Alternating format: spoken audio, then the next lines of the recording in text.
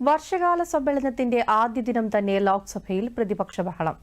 ഇതേ തുടർന്ന് ലോക്സഭ 4 മണിവരെ നിർത്തിവച്ചു. നേരത്തെ 2 മണിവരെ നിർത്തിവച്ചിരുന്ന സഭ വീണ്ടും ചേർന്നപ്പോൾ ഓപ്പറേഷൻ സിന്ദൂറിനെക്കുറിച്ച് ചർച്ച ചെയ്യണമെന്ന് ആവശ്യപ്പെട്ട് പ്രതിപക്ഷ ബഹളം തുടരുകയായിരുന്നു. 377 के अधीन मामले उठाने की अनुमति दी गई है।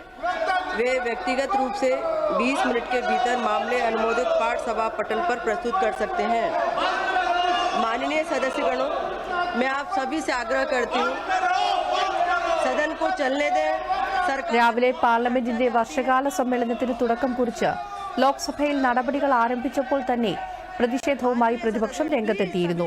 ചോദ്യോത്തരവേളയ്ക്ക് ശേഷം പ്രതിപക്ഷം ഉന്നയിച്ച വിഷയങ്ങൾ ചർച്ച ചെയ്യാമെന്ന് സ്പീക്കർ ഓം ബിർള അറിയിച്ചെങ്കിലും പ്രതിഷേധം തുടർന്നു. सदन पर चर्चा होनी चाहिए, संवाद होना चाहिए। आप तख्तियां लेके नारेबाजी के लिए यहाँ पर नहीं आए।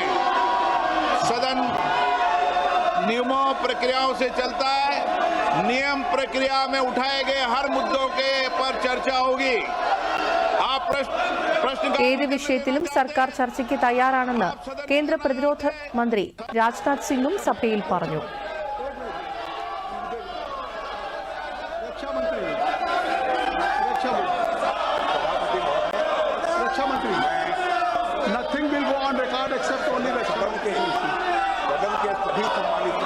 അതിനിടെ വസതിയിൽ നിന്നും പണം കണ്ടെത്തിയ സംഭവത്തിൽ അന്വേഷണം നേരിട്ട അലഹാബാദ് ഹൈക്കോടതി ജഡ്ജി ജസ്റ്റിസ് യശ്വന്ത് വർമ്മയ്ക്കെതിരെ ഇംപീച്ച്മെന്റ് പ്രമേയം കൊണ്ടുവരുന്നതിന് ലോക്സഭയിൽ 145 എംപിമാരും രാജ്യസഭയിൽ 63 എംപിമാരും ഒപ്പിട്ട നോട്ടീസ് കൈമാറി.